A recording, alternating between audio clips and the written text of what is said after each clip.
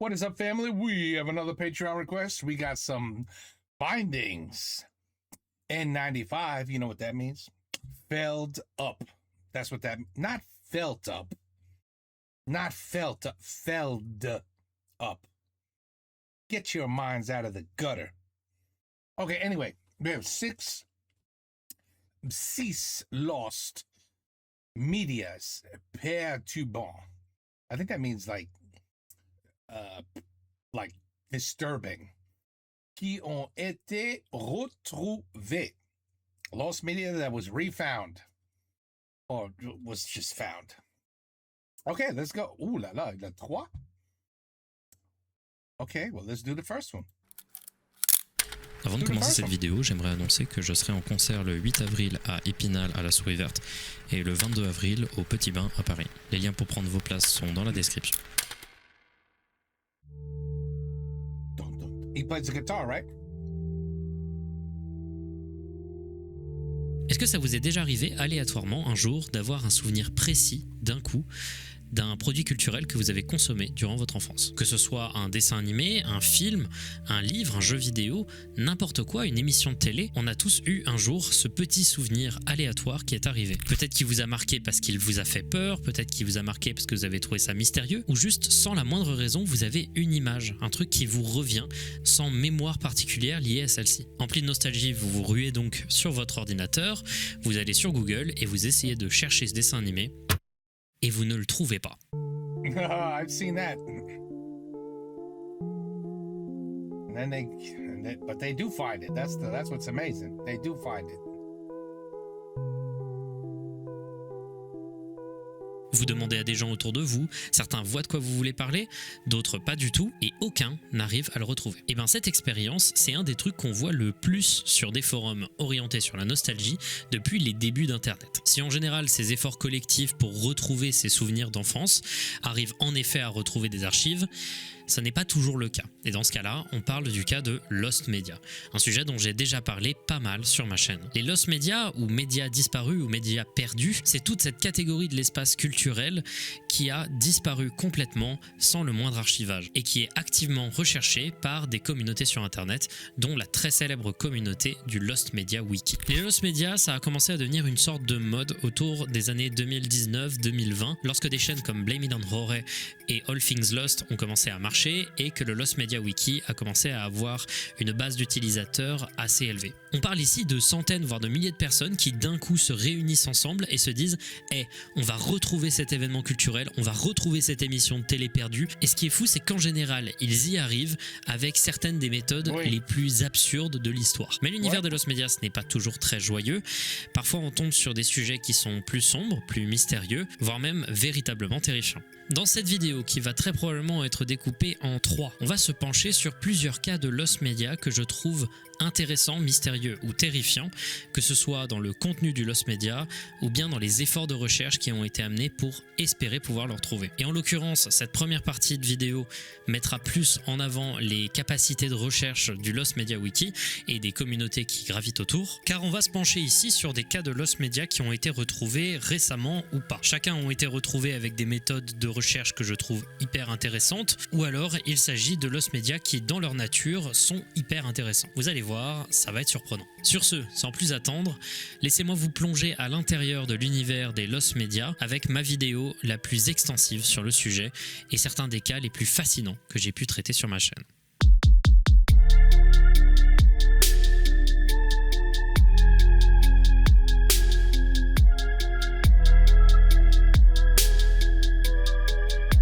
What? So that's a cassette player. VCR, and it's also cassette players. Yeah. Wait. There was tape in it, and it went in circles. And oh yeah. There was no flash drives and USB. No.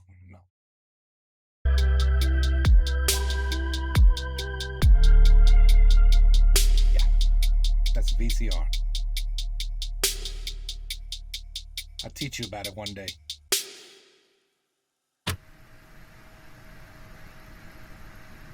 Sesame Street 847. Sesame Street. En France, Sesame Street, ou Un rue Sésame, c'est connu vaguement, mais ce n'est pas le monstre de culture que c'est aux États-Unis. On visualise vaguement les personnages comme Elmo, le Cookie Monster ou Big Bird, mais c'est vraiment pas francophone, malgré quelques portages qui ont moins bien marché. La création de Sesame Street revient à la fin des années 60, lorsqu'un groupe de sociologues souhaite créer un moyen pour les enfants issus de la pauvreté d'avoir accès à des formes d'enseignement abstrait et donc lutter contre la déscolarisation et l'échec scolaire. Ces sociologues vont se pencher sur la télévision et créer CTW, Children's Television Workshop, ou Sesame Workshop aujourd'hui, une organisation non lucrative qui va produire des séries pour très jeunes enfants sur le service public, le PBS Kids américain, dès 1969 avec les premiers épisodes de Sesame Street. Cette série est depuis 2006 la série télévisée pour enfants la plus regardée dans le monde entier, et c'était déjà un monstre d'audience très tôt dans sa conception. Aujourd'hui, la série compte plus de 4600 épisodes, ce qui est suffisant pour en regarder un différent tous les jours pendant 12 ans et demi, donc il est tout à fait normal que, au sein de cette liste monstrueuse d'épisodes, se trouvent forcément quelques controverses. Un exemple de controverse par exemple, pendant un temps, le personnage de Big Bird avait un ami imaginaire qui revenait assez régulièrement et à chaque fois qu'il en parlait à ses amis, ses amis ne le croyaient pas. Cet arc lié à l'ami imaginaire a causé une énorme controverse. En effet, il faut prendre des énormes pincettes quand il s'agit de réaliser de la télévision pour très jeunes enfants. Les messages et les histoires doivent être millimétrés pour être sûr que ça rentre bien. Parce que je vous laisse réfléchir 5 secondes au problème que ça pourrait causer de dire à des enfants que s'ils disent un truc à des adultes qui paraît complètement invraisemblable, ceux-ci ne vont pas le croire et le faire se sentir honteux. Voilà, vous avez compris, c'est pas bien. C'est tellement... Oh boy, I'm gonna start. Okay. Il y a aussi d'autres controverses un peu moins intéressantes mais très drôles, genre quand en 2011, leur chaîne YouTube a été hackée et a été remplacée par du porn. Bref, moi ce qui m'intéresse c'est pas ça, mais un truc qui sera peut-être un jour un findings dédié, c'est-à-dire les épisodes bannis. Que ce soit quand on a fait chanter au personnage Lucy in the Sky with Diamonds, un morceau très connoté LSD et psychédélique des Beatles. Because, a 6-7-year-old would know that. A 6-7-year-old would listen to this and go, you know what? Where can I get some LSD? Anybody know where I could grab some? Anybody got... What the hell is this? Oh, hold on a second. Oh, hell no. We got a bug. We don't do bugs. I got him. C'était une fourmi. Je l'ai attrapé et je l'ai tué. Il est mort. I know. I'm the terrible person, I know. But anyway, yeah, like a 6-year-old would be like, hey, this looks like LSD. This is the kind of shit that makes you see things. And yeah, can I get some? Hello, we have to ban it. We have to ban it, absolutely. Oh, wait. Ou quand on leur a fait chanter du Chris Brown un an à peine avant les premières affaires de violence conjugale avec Rihanna, ou quand des paroles d'un morceau de musique font penser à des parents qu'on encourage leurs enfants à avoir des contacts inappropriés avec des adultes.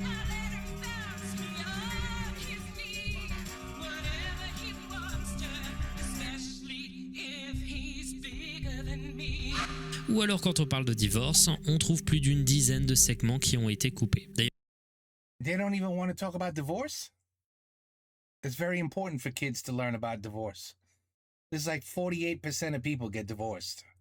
le truc avec le divorce, etc., c'est un lost media en soi, mais celui-là, on a beaucoup moins d'espoir de pouvoir le trouver. Comme dit précédemment, c'est une émission d'éveil pour des enfants qui sont avant la primaire. C'est véritablement un truc qui doit être extrêmement réglementé. Et c'est là qu'on arrive au cas très connu de l'épisode 847. Elementary school, they're teaching way worse than that today. Ce truc-là, pendant des années, ça a été le Graal des lost media. Tout le monde voulait se l'emparer. 10 février 1976, ce jour-là va être diffusé le nouvel épisode de Sesame Street pour la première fois, et celui-ci contient un caméo d'un des personnages les plus iconiques d'un des films les plus iconiques de l'histoire américaine. La méchante sorcière de l'Ouest, du Magicien d'Oz. Dans ce film de 1939 qui est très connu, la sorcière est jouée par Margaret Hamilton, une actrice véritablement hyper intéressante. Je vous invite à vous intéresser à sa vie, elle est trop cool cette meuf. Et son jeu d'acteur de la sorcière est un des trucs les plus mémorables du film. Faire un caméo d'un personnage aussi important de l'histoire américaine avec la même actrice qui l'avait joué dans le film 30 ans après, à la télévision, dans une émission télé pour enfants, ce serait hyper méta pour l'époque, pour les enfants. L'épisode devait, selon des articles de journaux de l'époque, donc traiter du sujet de la peur, du contrôle de celle-ci et du fait de créer des plans et des méthodes pour résoudre des problèmes. Le scénario était simple, la sorcière fait tomber son balai du ciel et est ramassée par le personnage de David. David refuse de lui rendre le balai et la sorcière répond en le menaçant de transformer le personnage de Big Bird en plumeau et d'autres châtiments. Donc l'épisode est diffusé ce 10 février 1976 et ce sera la seule fois qu'il sera diffusé à la télévision. Parce qu'il va provoquer un énorme tollé. Des tonnes de lettres seront envoyées à la CTW. Mes deux enfants, 3 ans et presque 5 ans, l'ont trouvée tout simplement effrayante et nous avons dû éteindre le poste alors qu'il était en train de pleurer. Ensuite, hier soir, ils se sont tous réveillés en pleurant, avec des cauchemars à propos de la sorcière méchante de Sesame Street. Wow. Oh my goodness. What a bunch of weak children you guys are raising. Ooh, society. Weak. Soft. Really? That witch made you cry? My kids watched Wizard of Oz without a single problem. And they had to be maybe 5 years old. Not a problem. They loved it. La sorcière qui visite vos programmes terrifie vraiment ma fille.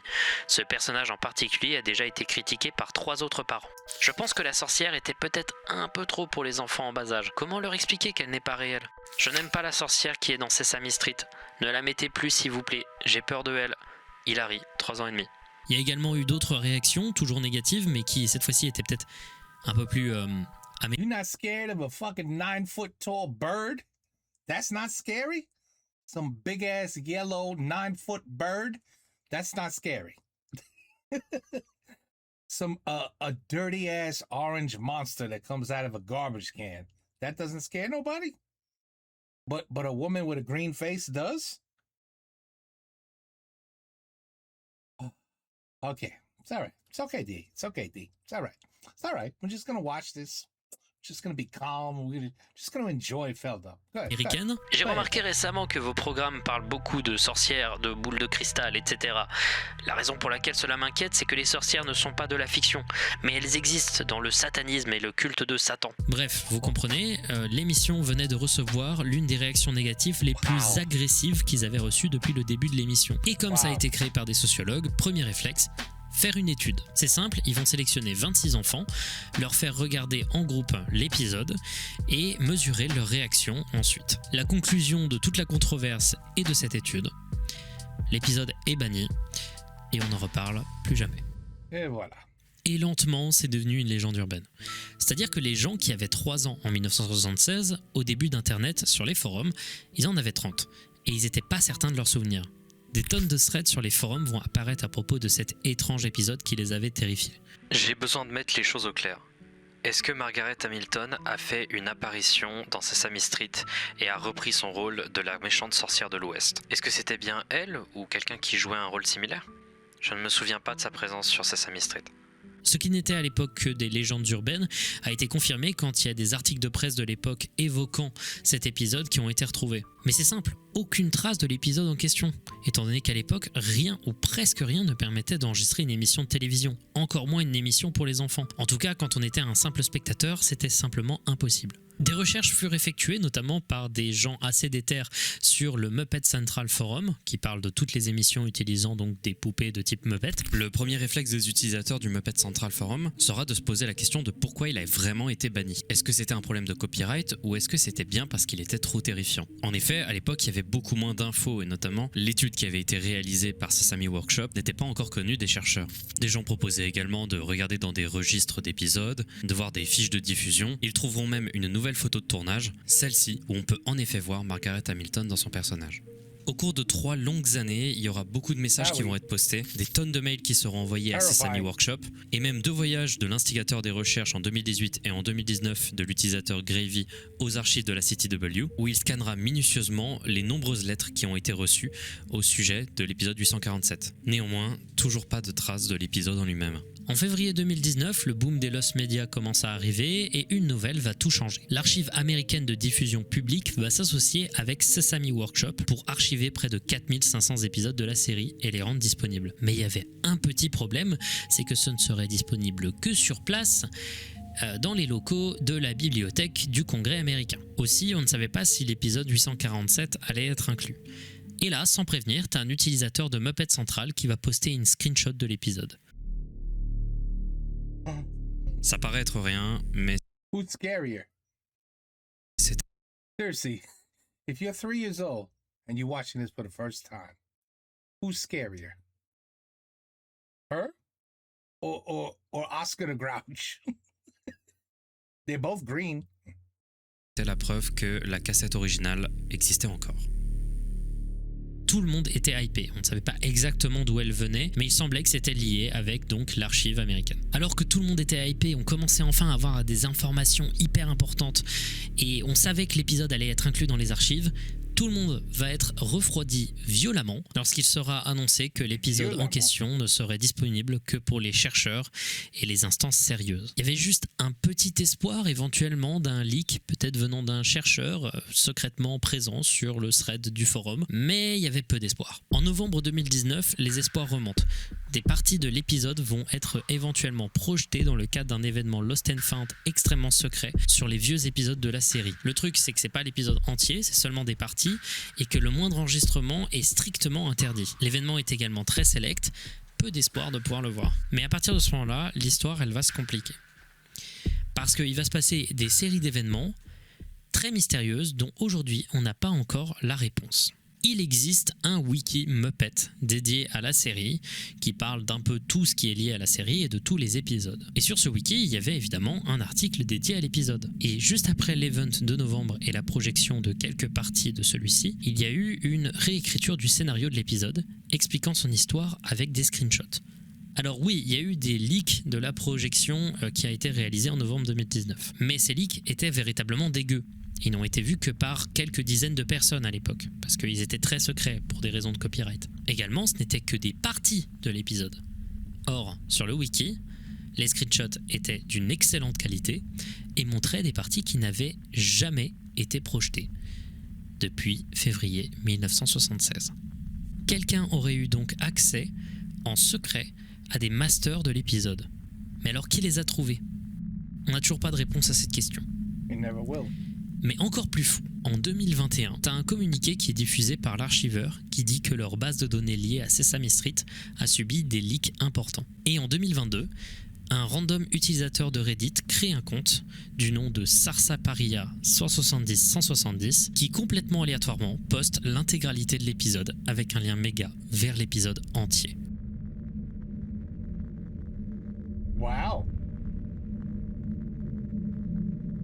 Sans pression. Et le truc qui est encore plus fou avec tout ça, I guess it's gone c'est now. que personne ne sait qui est ce mec. Personne n'a la moindre information.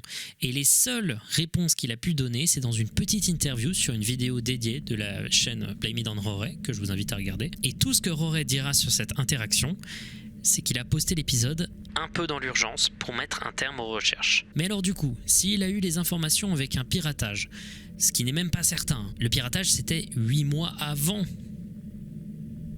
Donc pourquoi c'est dans l'urgence qu'il l'a posté? Ouais. Aujourd'hui, le mystère autour de ce gars et du leak de l'épisode est complètement entier et constitue un mystère à part entière que je trouve personnellement fascinant. From the looks of it, I know I'm not in Oz anymore. En ce qui concerne l'épisode en lui-même, eh ben, est-ce qu'il est terrifiant? Ooh, she's terrifying. I'm scared. Évidemment non, surtout avec un œil adulte. Il y a quand même quelques moments qui sont quand même sacrément No, I promise you, my 4 or 5-year-old would have never been scared from this. No. marquants pour les enfants. Ce genre d'effet qui arrive sans prévenir, Yes, I can. No, you can't.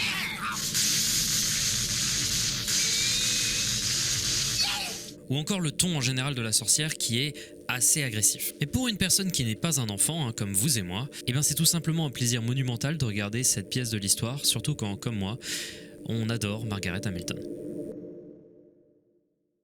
Ouais. Update Christine Chubbuck. Oh. Christine Chubbuck. On avait déjà parlé du cas de Christine Chubbuck dans une précédente vidéo sur les Lost Media. Si j'en reparle ici, c'est qu'il y a eu du nouveau. Pour ceux qui ne connaissaient pas, je vous invite à regarder la vidéo en question. J'y vais plus en détail. Mais brièvement, il s'agissait d'une journaliste télé sur une chaîne locale pas mal regardée autour des années 70. Elle est devenue mondialement célèbre pour être à l'origine de la première finition de sa propre vie en direct de l'histoire de la télévision. Ça s'est passé durant les news du matin de son émission Suncoast Digest. Cet événement a été évidemment choquant et même si on sait qu'il en existe des copies, aujourd'hui c'est complètement perdu et ces copies ont été confisquées. C'est simple, dans les années 70, c'était vraiment pas courant de faire des enregistrements de télévision, surtout pour des vieux journaux télévisés le matin sur une chaîne locale. La seule organisation qui pouvait posséder un enregistrement, c'était la chaîne elle-même. Et jusqu'à très récemment, c'était ce qu'on appelait un withheld lost media, c'est-à-dire un lost media confisqué par une organisation ou entreprise, car trop choquant, ou juste contre ses intérêts. En l'occurrence ici, après l'acte, la cassette serait retombée dans les mains de Greg Chubbuck, le frère de Christine Chubbuck, et celui-ci l'aurait confiée à un cabinet d'avocats qui aujourd'hui garderait la cassette entière pour lui-même. Gardez de côté ces deux informations parce qu'elles vont être plutôt intéressantes et plutôt importantes pour la suite. Au milieu de nulle part, en 2021, quelques temps seulement après l'upload de ma deuxième vidéo sur les Lost Media, t'as un youtubeur du nom de Atalist qui a reçu de la part d'un anonyme privé l'audio complet de cette tentative. De base, il ne voulait pas partager le moindre extrait de la cassette, par respect pour Greg Chubbuck, qui ne voulait absolument pas que cet enregistrement arrive dans le public. Mais au fur et à mesure du temps, le gars, il a commencé à briser sa propre règle constamment. D'abord, en février, il a commencé à envoyer des extraits de l'enregistrement avant le moment clé, c'est-à-dire les quelques news qui ont été prononcées par Christine. Et alors que les gens commençaient à se poser la question de savoir si ce serait moral d'avoir l'enregistrement complet, même si c'était un audio, il a posté l'intégralité de l'enregistrement. In keeping with the WXLT practice of presenting the most immediate and complete reports of local blood and guts news, TV40 presents what is believed to be a television first. Au début, ça paraissait vraiment trop peu crédible. Il y avait eu énormément de recréations de cet événement sur internet. Et à chaque fois que quelqu'un disait avoir trouvé l'enregistrement original, c'était en réalité un hoax pour l'attention. Puis quand les gens ont écouté cet enregistrement, ils se sont rendus compte que la voix était exactement celle de Christine Chubbuck. The end of the line of Sarasota County, which Northport is. What are the need enforcement officers from both Sarasota and Manatee counties? Last week, teenage gunmen held up. Le débat sur la question a été extrêmement houleux. C'est simple, beaucoup de gens critiquaient Atalist d'avoir fait tout ça uniquement pour devenir connu à partir d'événements extrêmement graves. Celui-ci a d'ailleurs supprimé l'intégralité de ses comptes après ça, tellement il se sentait mal, surtout que des gens commençaient à lui dire qu'ils avaient contacté des proches de Christine Chubbuck pour lui dire ce qu'il avait fait et que ceux-ci étaient extrêmement énervés et souhaitaient prendre des actions légales. Apparemment, de ce que j'ai compris, ces claims d'actions légales et de contact des proches de Christine semblent être des choses complètement fausses. Également, pour couper court rapidement à un mystère, la raison pour laquelle Atalist a changé autant d'avis sur si oui ou non il devait poster l'intégralité de la cassette et qu'il a décidé de finalement le faire, c'est évidemment parce que c'est émotionnellement très difficile de posséder de telles informations tout seul et de ne pas savoir qu'en faire. Il y a des tonnes de personnes qui vont te critiquer si tu le sors, des tonnes de personnes qui vont te critiquer si tu ne le sors pas, et visiblement, selon des témoignages, la meilleure chose qu'il s'est senti de faire, c'était bien de sortir une version de l'enregistrement avant de rapidement l'effacer, afin d'alléger le poids que pour lui ça pouvait représenter. Évidemment, il ne s'agit que de séries de bruits de couloir, et la décision finale peut être largement critiquée, mais il me semblait quand même important de le préciser. Et aujourd'hui, les gens sont sûrs à environ 95% que cet audio est réel. Mais d'où vient-il ? En fait, il y a une théorie qui est assez généralement considérée comme la plus probable que j'ai trouvée sur un thread dédié à ce cas sur le Lost Media Wiki Forum. À la fin du clip, juste après le coup de feu, on entend une voix dire « Waouh ». A television first. In living color, exclusive coverage.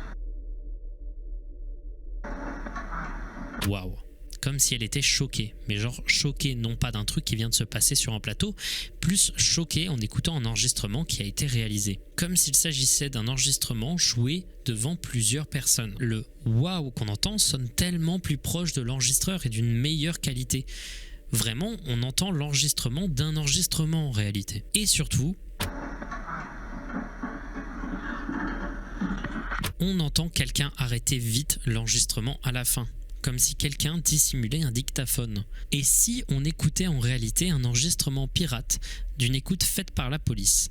probablement également pour écrire le transcript textuel de ce qu'elle disait avant sa mort, qui tournait déjà depuis un long moment. Mais plus probable encore, est-ce qu'on serait pas en train d'écouter quelqu'un qui travaille pour le cabinet d'avocats qui garde soigneusement la cassette pour eux? Probablement un employé qui doit certainement beaucoup s'amuser à montrer cet enregistrement à plusieurs de ses collègues. C'est selon moi la théorie la plus probable. Quelqu'un sans avoir le droit à jouer cet enregistrement à quelqu'un, cette même personne l'a enregistré. En bref, il s'agit d'une des avancées les plus sombres et incroyables de l'histoire des Lost Media que beaucoup pensaient ne jamais voir un jour.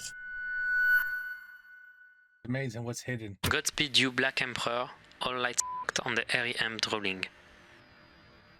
Godspeed You Black Emperor, c'est un groupe canadien et québécois de post-rock que personnellement j'adore viscéralement. Ils se sont formés en 1994 à Montréal et sont responsables de certains de mes albums instrumentaux préférés, dont notamment le dark et déprimant A-Sharp F-Sharp Infinity et aussi le légendaire Lift Your Skinny Fists Like Antennas to Heaven. Un jour posez-vous pendant une après-midi si vous êtes déter et jouez l'intégralité de l'album du début à la fin sans pause en regardant le plafond ou en dormant, c'est franchement des expériences assez inoubliable. Mais quand le groupe s'est créé en 1994, une autre légende du Lost Media s'est créée. Leur premier vrai album ne serait pas le génial A-Sharp F-Sharp Infinity, mais bien une cassette beaucoup plus primitive qui n'a été créée qu'en 33 exemplaires, c'est extrêmement peu, le très étrangement désigné All Lights on the R.E.M. Drowning.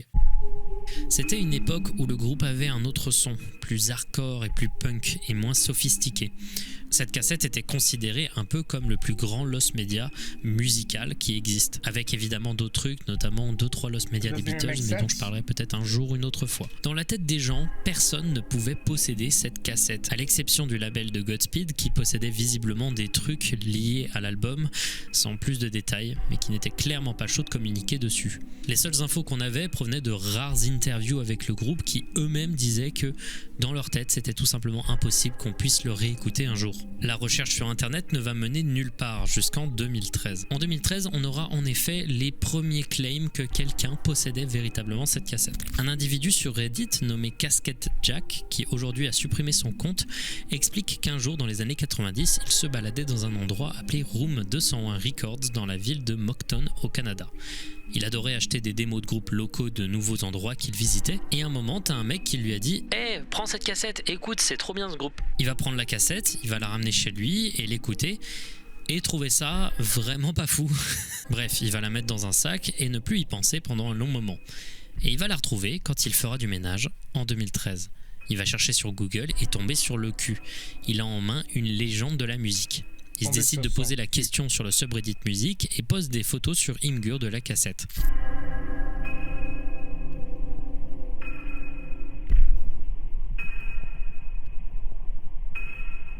Il la montre dans tous les sens, tous les détails, c'est assez légendaire, mais on n'entend toujours pas le moindre bruit venant de cette cassette. Les gens veulent des extraits. À ce moment-là, il va mettre 2 petits morceaux parmi les 27 de la cassette, et après, silence radio.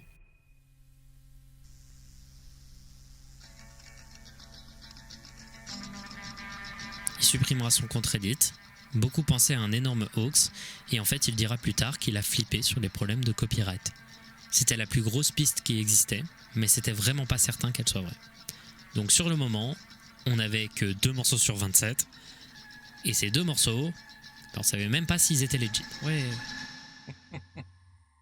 9 ans après, le 4 février 2022, l'album apparaît aléatoirement sur le board Mud 4chan destiné à la musique.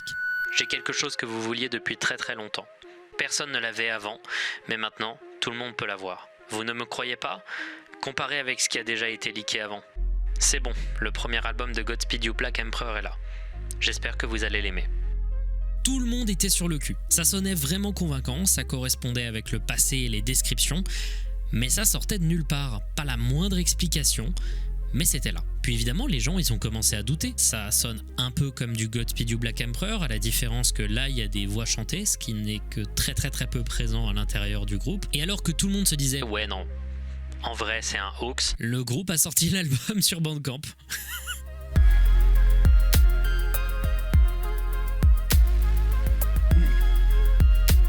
And it's only going to get worse with AI, just so you know, in terms of fake stuff, real stuff. Look what I found. This is what you were looking for. people are gonna watch it, read it, listen to it, and go, man, that looks. Would it be real? Even though they probably know it's definitely not real, they're always gonna. Could it be real? Is there even a 5% chance this might be real? Meanwhile, it's all bullshit. You just don't know. And then when you think it's bullshit, it's real. So you lose your mind with this sort of information. You lose your mind. Seulement 10 jours après, le premier album de Godspeed You Black Emperor était disponible sur Bandcamp par le groupe, donc ouais, c'était legit. Bref, un des plus gros lost media de l'histoire de la musique est maintenant disponible. L'album est vraiment bizarre en vrai, hein, c'est plutôt étrange à écouter, et ça ne correspond pas vraiment au son du groupe, mais With that title, I would say that, yeah. et encore une fois, on ne sait toujours pas pourquoi Casket Jack a refusé de montrer tout l'album, et on ne sait toujours pas d'où vient ce leak. Ça, c'est un mystère qui restera, je pense, à jamais un mystère. Wait, I believe it. It'll stay a mystery. Toy Box Killer Tape. Toy box killer tape. Ok, celui-là, il est vraiment hardcore. Donc désolé d'avance, ça va devenir assez violent dans les prochaines minutes. Si vous regardez pas une vidéo Lost Media pour ce genre de sujet, je vous invite à aller à ce timecode, hein, c'est la fin de cette portion de la vidéo. Mais là, on va parler d'un sujet. Okay, guys, we're gonna skip it because there might be something that, you know, is not good. Something that might make you feel unhappy, stressed, nervous, scared. Tu vas avoir des cauchemars peut-être. Alors, we're gonna skip it. I don't want to get you guys, you know. Sujet parmi Oh merde, attends. Skip. I'm joking. les plus sordides que j'ai jamais traités. David Parker Ray est un des individus les plus dégueulasses que la planète ait pu porter. Il est né le 6 novembre 1939 dans le Nouveau-Mexique et il a été élevé avec sa sœur par son grand-père, bien que son père alcoolique et violent les visitait régulièrement. Celui-ci lui a donné notamment des magazines de pornographie sadomasochiste ultra-violents qui vont rapidement lui mettre des images dans la tête. David était extrêmement timide auprès des femmes et il n'était vraiment pas très bon élève, préférant boire et se défoncer. Il finira par rejoindre l'armée avant de partir pour devenir mécanicien. Did we do a story about this guy? J'ai oublié. Il se mariera plusieurs fois, à chaque fois ça finira en divorce, mais il aura en tout cas 2 enfants, dont une certaine Jessie Ray. Puis au milieu de tous ces événements, vraiment on ne sait pas exactement quand, il s'est mis à faire des trucs. Des trucs absolument abominables. D'abord, il va acheter un camion et il va dépenser des centaines de milliers de dollars de l'époque afin de l'insonoriser et de mettre des tonnes et des tonnes d'objets de torture physique et sexuelle. Oh hell no. You know, I definitely don't know about this nut job here. Il va appeler ce camion sa boîte à jouets, sa Toy Box. Il va en tout kidnapper plus de 60 femmes différentes à l'aide de plusieurs complices, dont ses copines de l'époque et sa fille. Oui,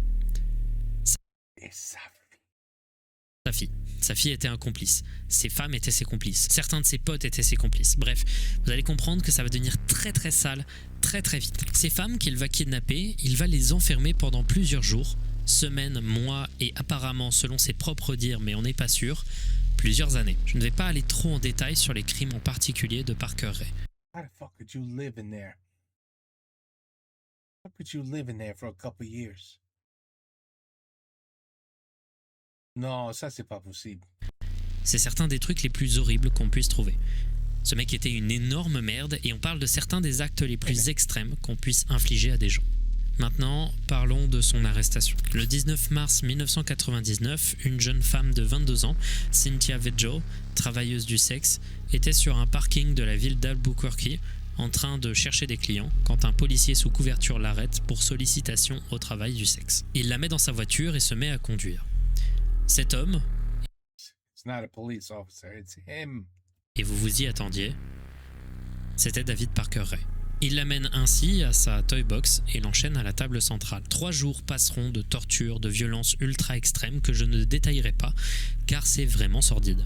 Puis le troisième jour, alors que David était au travail, Cynthia Vigil s'est rendu compte que Cindy Handy, la copine et complice de David à l'époque, avait laissé les clés des chaînes de Cynthia sur une petite table proche d'elle. Cynthia arrivera après de nombreuses contorsions à saisir ses clés et à se libérer. Cindy le remarquera assez vite et se mettra à pourchasser Cynthia, qui arrivera à se défendre en la poignardant avec un pic à glace avant de partir le plus vite possible. Cynthia s'en ira nue et ne portant qu'un collier d'esclave et toquera à la porte la plus proche qui l'accueillera et appellera la police.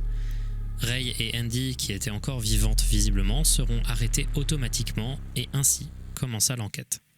La quantité de victimes de David Parker Ray ne peut être que estimée. I'm gonna write that down. I gotta look into this later on. There's some crazy people in this world, man. Crazy people. The last really sickening, crazy person that I think I did a video on, I didn't even do a video on. It was a Rammstein song.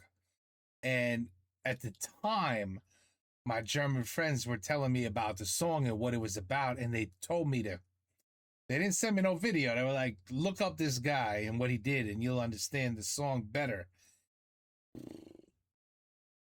This son of a bitch built an extra room, soundproof, of course, in the basement of his house, where his wife didn't even know about it.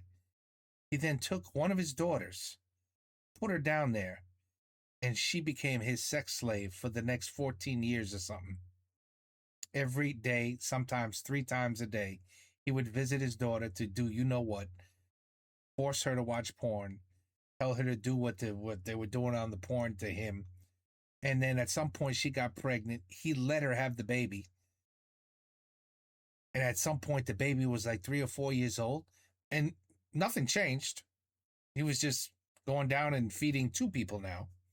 And he was making her do all of that while the 4-year-old was in the same room watching.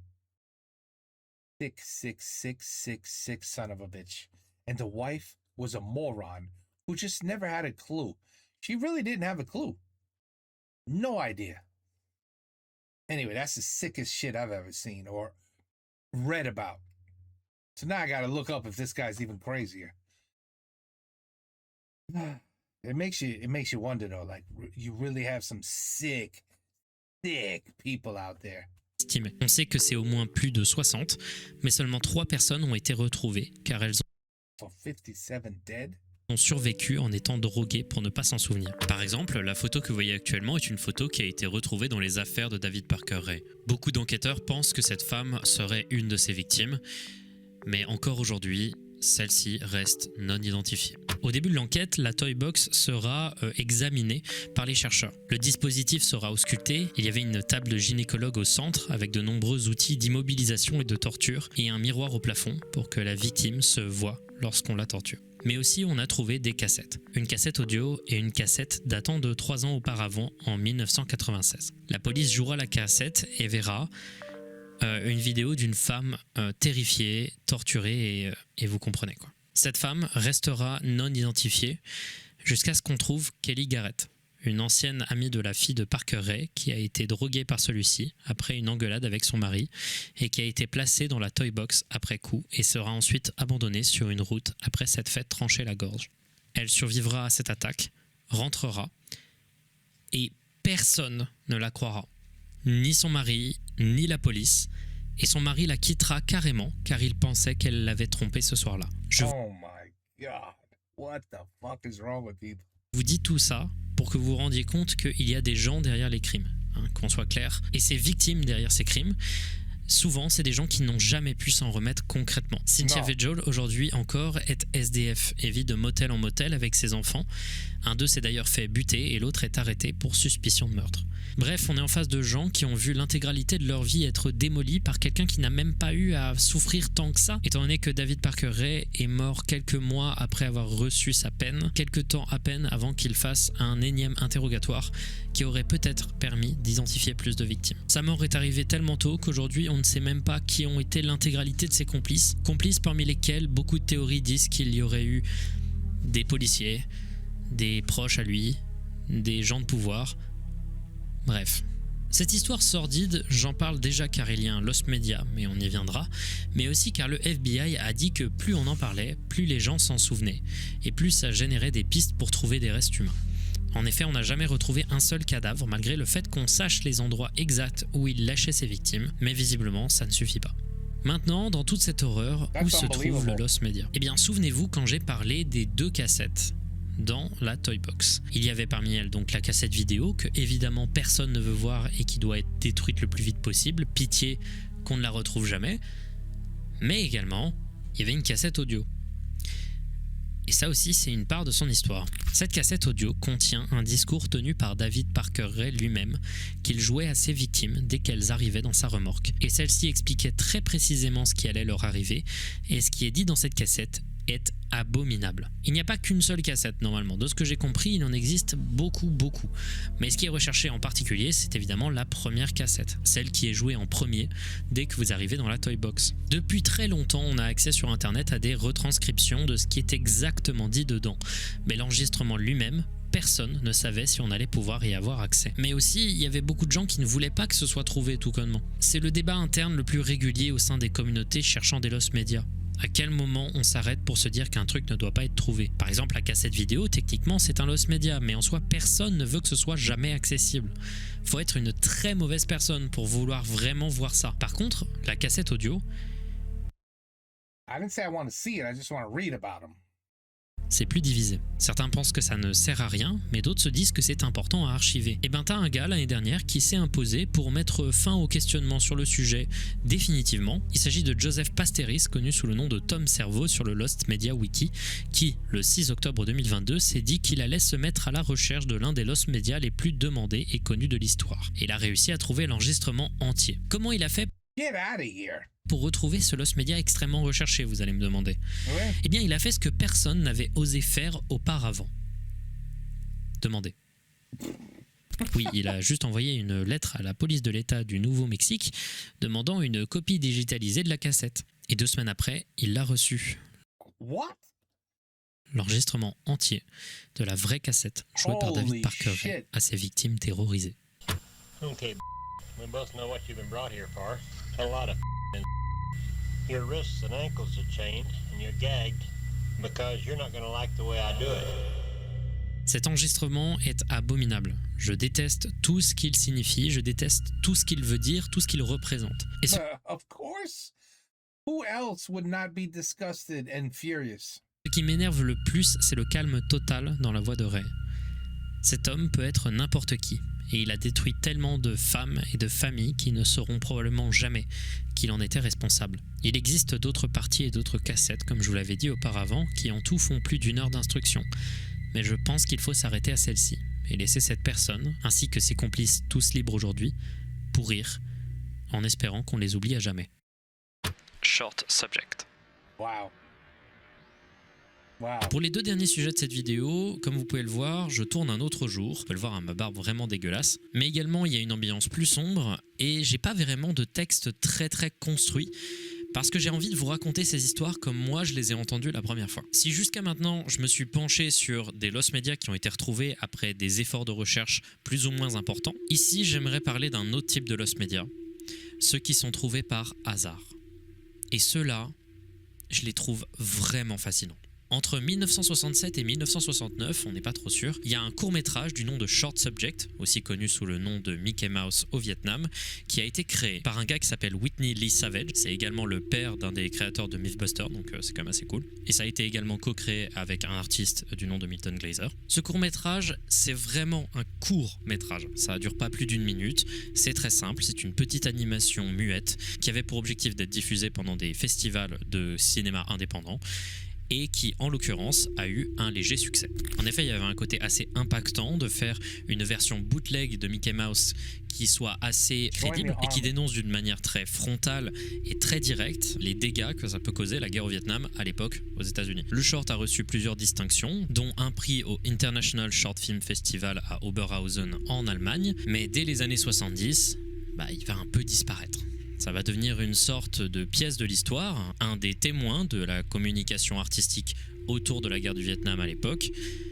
Mais c'était un peu tout. Et ça va être tellement tout qui va disparaître. C'était pas un complet Lost Media, c'était un withheld Lost Media.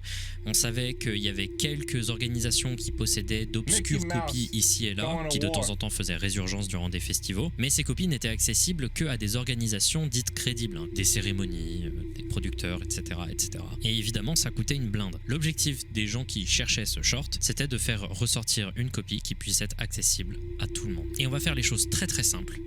En avril 2013, t'as un YouTuber qui, au pif, va poster l'intégralité du short sur YouTube.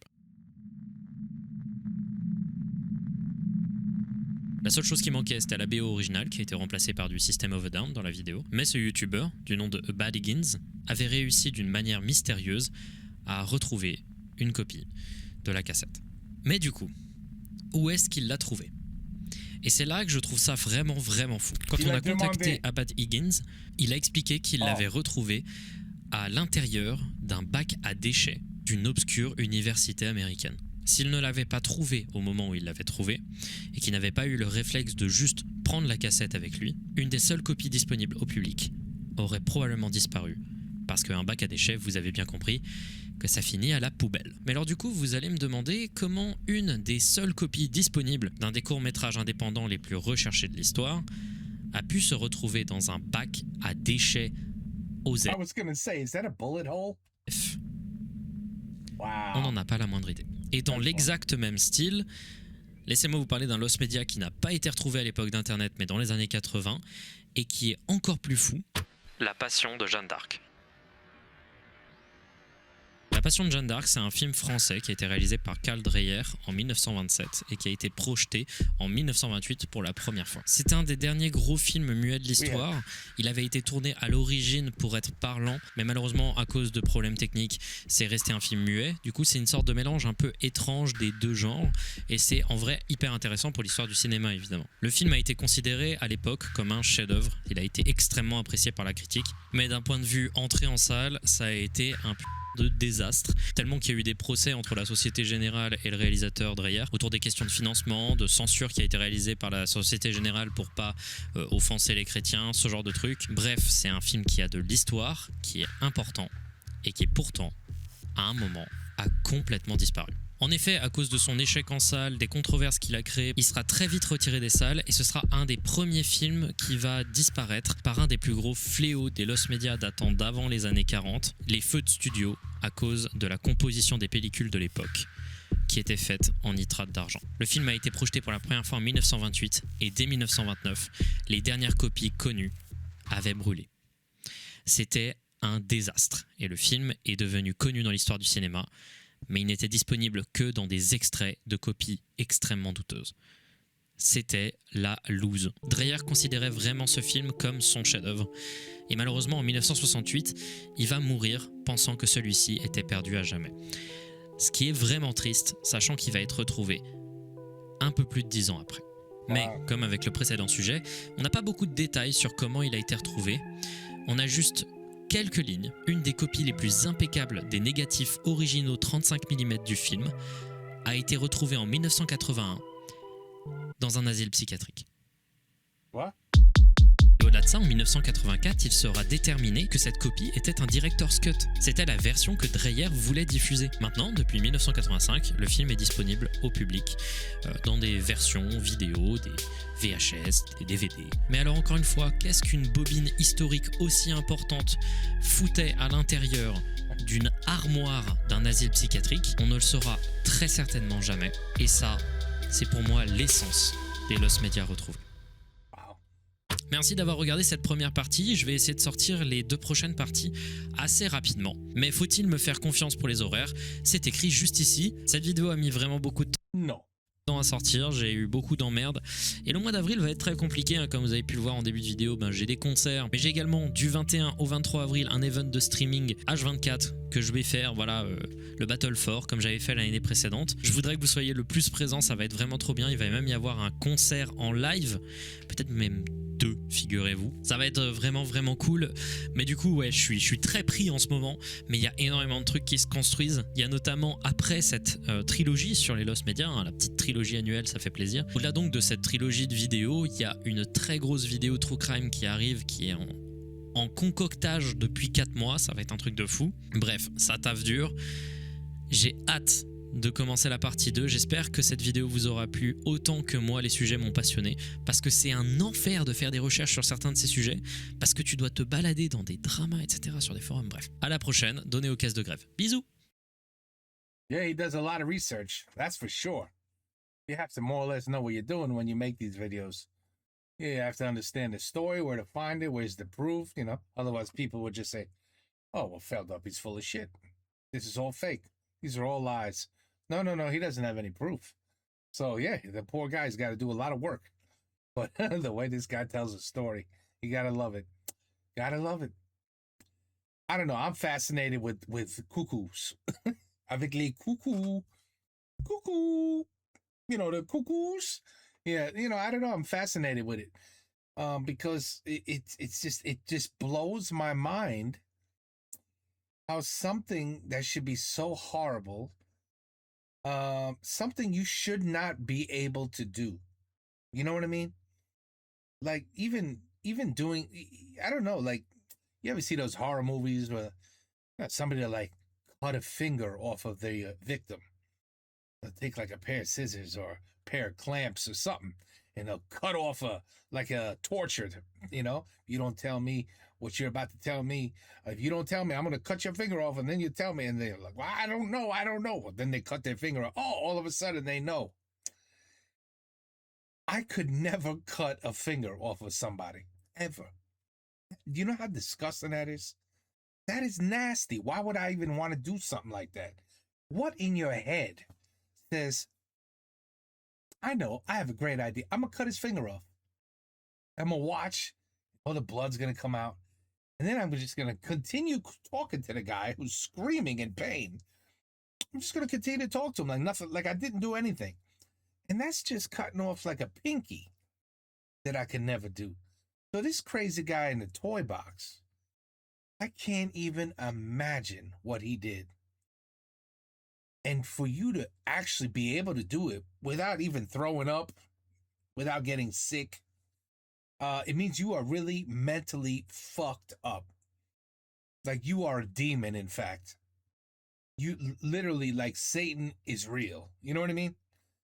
Because even if you're mentally not right, at some point, your brain, emotion, sensibility should kick in and say, I can't even do this because I can't imagine what I'm doing to this person. It's horrible. Like it's something, there's a mechanism in your body that just, it's like a red light, red alert, you know? Don't do that shit. Don't do what you're doing. Don't even do what you're thinking, because that's crazy what you're thinking.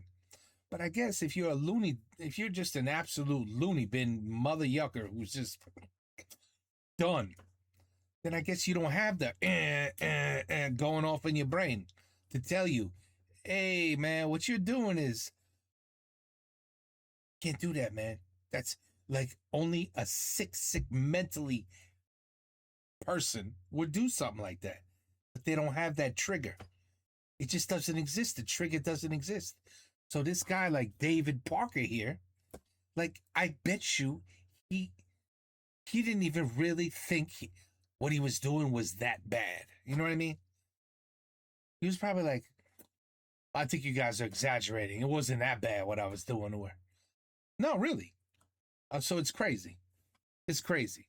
But I mean, not being able to show kids what the divorce in Sesame Street. Okay, the Green Witch, fine. I mean, if you're terrified, I'm telling you, my kids were not scared of that witch. She wasn't even a little bit scary. I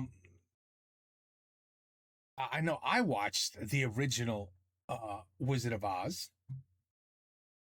I mean, I guess I'll ask my parents, hey, how old was I when you showed me Wizard of Oz? You know, they probably won't remember. What's Wizard? Because they're both European. I said, what the hell is Wizard of Oz? You know, Dorothy, you know, the lion, the Tin Man, you know.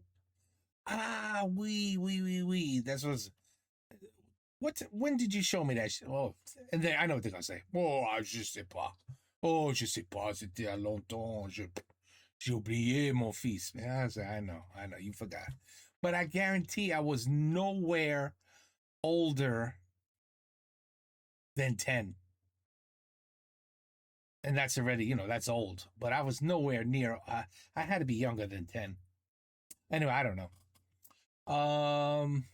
Interesting video, though. Findings, and now, I'm interested to see what 2 and 3 is about. But it hasn't been requested yet. But I bet you it will be requested, so don't worry about it. We're going to watch it, of course. I got a little research to do now, because I'm crazy. I want to know what this character did. Like, in not too much in detail, but just an overall, like, yes, toy box, crazy, 57 people dead. Yeah, that's probably all I need to know, really. What the hell I need to know more than that for? But I don't recall ever hearing about this guy. I don't recall hearing it. Trust me, we got names here that everybody knows that were serial killers. I guess he would be a serial killer. Yeah, you have to kill at least 3, and then you consider it a serial killer. My man killed 57 people. So he should be a very well-known serial killer. David Parker. Ray. It actually, I don't know, I have to do a little research. Just brief research. I don't need to hear no audio or see no video. That's for damn sure. Although there's no way I'm gonna be able to watch any of that shit. Probably gotta go on a dark web or something. I don't know. Well, anyway, findings, Felled Up, Lost Media, Disturbing Lost Media. Part 1 completed. Take care. Peace out. À la prochaine.